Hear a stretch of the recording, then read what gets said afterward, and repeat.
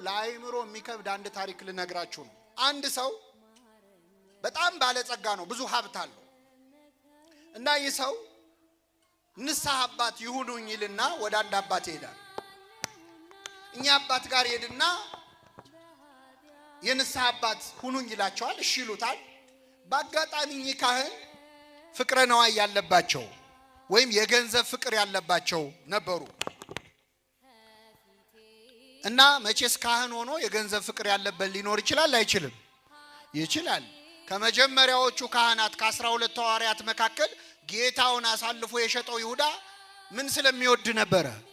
ገንዘብ ስለሚወድ፣ ሌባ ስለነበረ ነው ይላል ዮሐንስ ወንጌል። በጣም ይገርማል። እኔ በእውነት ይሁዳ ሌባ ነበረ። ክርስቶስ ይሁዳ ሌባ መሆኑን ያውቃል አያውቅ?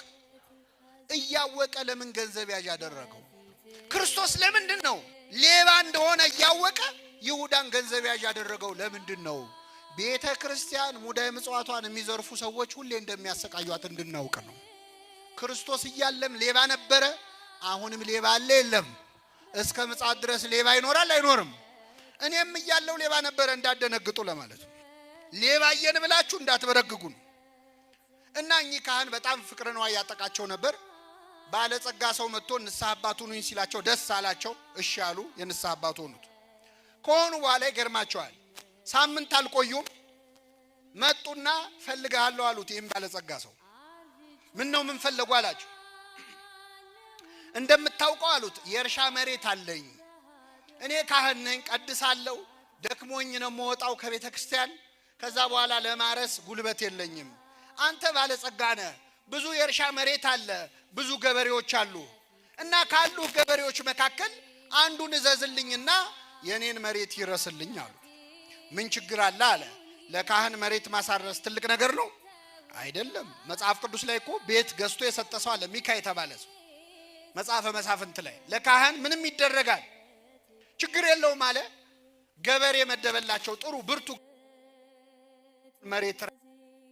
ይህ ገበሬ እሱን መሬት ሲያርስ ደህና ገበሬ ስለነበር ደህና አድርጎ ሲቆፍር የሆነ የተቀበረ ነገር አገኘ። ከዛ ከፍቶ ሲያየው በድስት ሙሉ ወርቅ ነው የተቀበረው። በጣም ደነገጠ።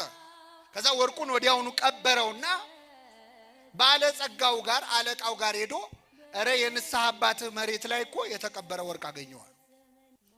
ባለጸጋው ምን አለ? ምን አረከው አለው። ቀበርኩት አለ። ጥሩ አድርገሃል። በልሂድና ለኔ እንደነገርከኝ አትንገራቸው፣ ለካህኑ ሄደ ወርቅ አግኝቻለሁ በላቸው። በእርሶ መሬት ላይ እርሳቸው መሬት ላይ ነው የተገኘው፣ ወርቁ የሚገባው ለሳቸው ነው አለ። ይህ ታማኝ ገበሬ እሺ ብሎ ወደ ካህኑ ሄደና እርሶ መሬት ላይ እኮ ወርቅ አገኘው አላቸው። ክው ብለው ደነገጡ፣ ደስ አላቸው። አላወቁም እዛ ወርቅ እንዳለ። የታረከው ታዲያ አሉት። እዚያው ቀብሬዋለሁ አለ። በጣም ጥሩ፣ ማታ እንገናኝና ወርቁን ታሳየኛለህ፣ ግማሹን ላንተ አካፍልሃለሁ አሉት። ከኔ ጋር ናችሁ ምእመናን? እሺ አለ።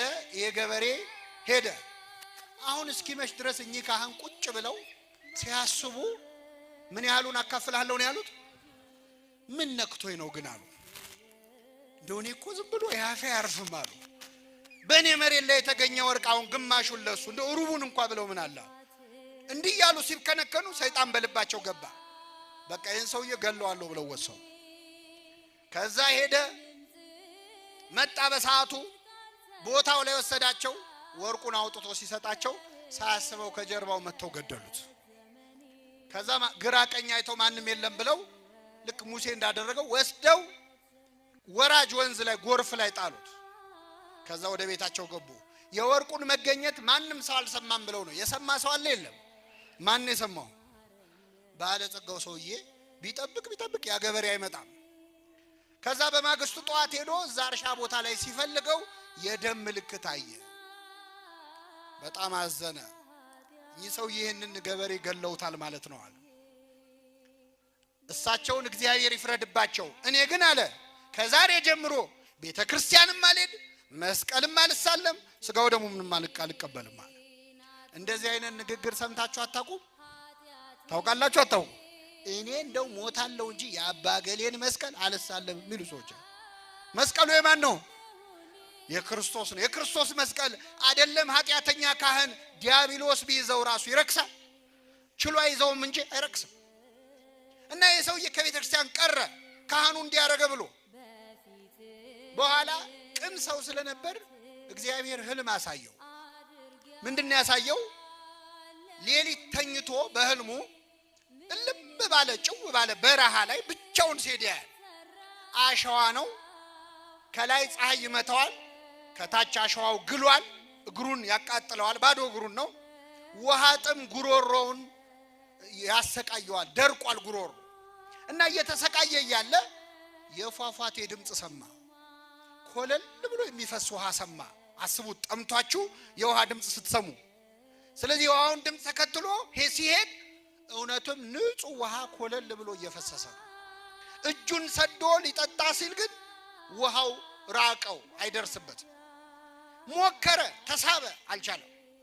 በኋላ አንድ ሰውዬ መጥቶ በንጹህ የወርቅ ጽዋ፣ ንጹህ በሆነ የወርቅ ጽዋ ከዛ ውሃ ቀርቶ እንካጠጣ ነው። ውሃው ንጹህ ነው፣ ጽዋውም የወርቅ ነው፣ ንጹህ ነው። ሰውየው ግን ከራስ ፀጉር እስከ እግር ጥፍሩ ቁስለኛ ነው። እጁም የቆሳሰለ ነው፣ የሚያስፈራ ቁስል አለበት። ግን ውሃው ንጹህ ነው። የሰውየውን ቁስል አየ፣ ተጸየፈ። ግን ውሃው ጠምቶታል። አይ ሰውየው ቢቆስልም ውሃው ንጹህ ነው፣ ምን ቸገረኝ ብሎ ያንን ጽዋ ሊጠጣ አፉን ሲከፍት ከእንቅልፉ ነቃ። ያ ንጹህ ውሃ የተባለ የህይወት ውሃ እኔ ነኝ ያለ የክርስቶስ ሥጋና ደም ነው። የቆሰለው ሰውዬ ኃጢአተኛው ካህን ነው።